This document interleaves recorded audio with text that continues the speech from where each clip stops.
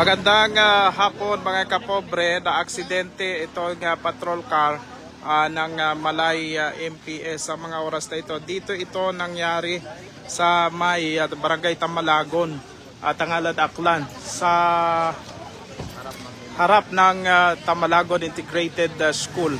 Ayan, dito po ito nangyari ang aksidente na ito. Bali, ayan, makikita ninyo.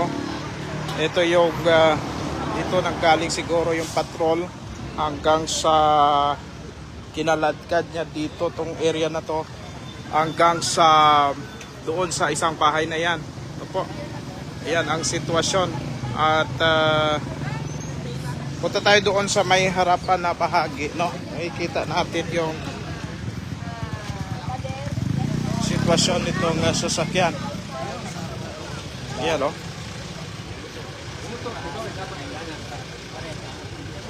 Wasak ang unahang bahagi nitong sasakyan, saka yung bahay.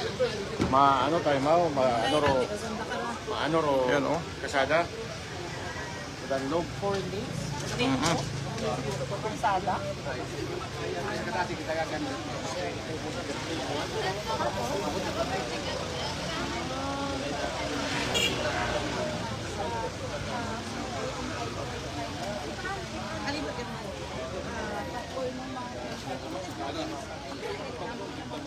Damage git balay, damage git.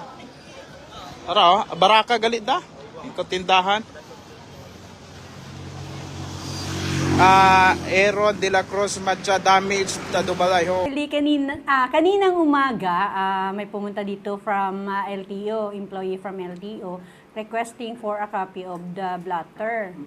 So we provided them, according to them, it will be used as a support for the report.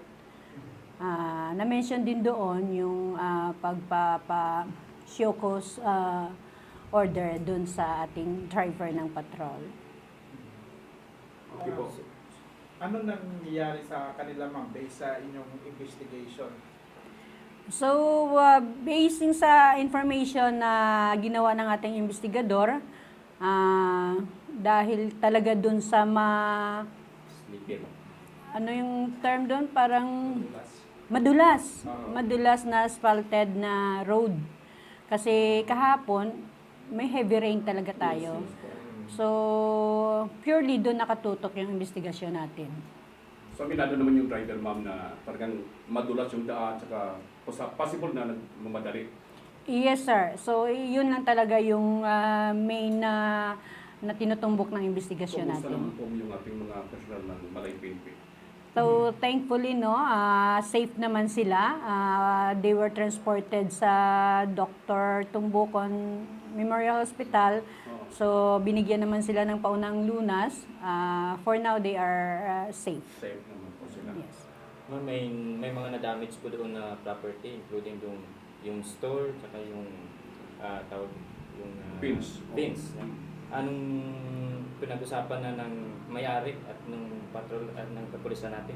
So, with regards dun sa damage na properties dun sa family ng matatawag na natin na magiging complainant is they were scheduled for a talk this afternoon with regards dun kung ano yung possible na mapag-usapan nila dun tungkol sa mga damages. Ma'am, matanong ko lang, siguro nag-usap naman kayo ng LTO. Parang palagi pag may mga aksidente, kahit self-accident, parang nauuso ngayon yung show cause order nila. Yes, Sir Archie, no.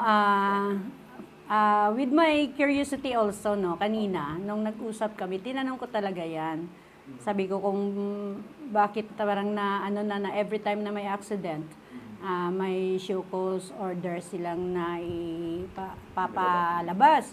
So, nagsabi din sila na once na yung aksidente is na coach yung attention ng LTO, immediately talaga as a guide, na nila siguro yon Parang guidelines na nila. protocol or guidelines na nila na magpapa-explain talaga sila.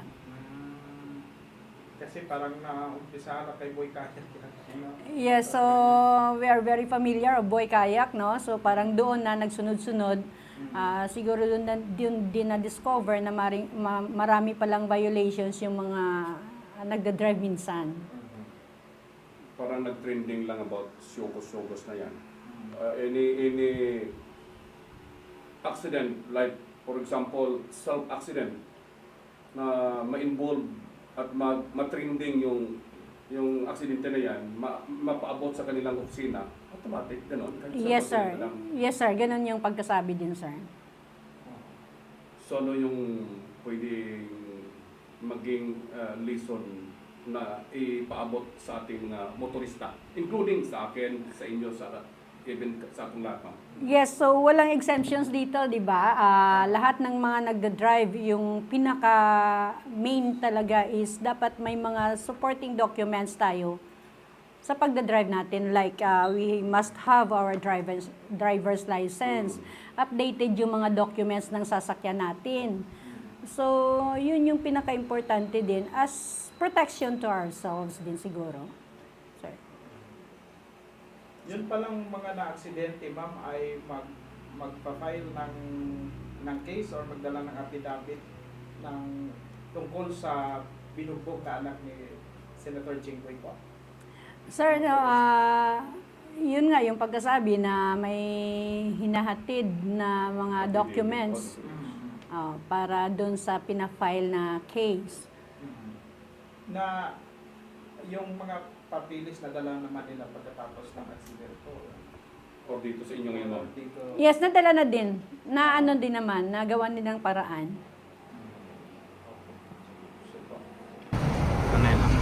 ito na yung sasakyan ng Malay MPS at sirang-sira na, ano po.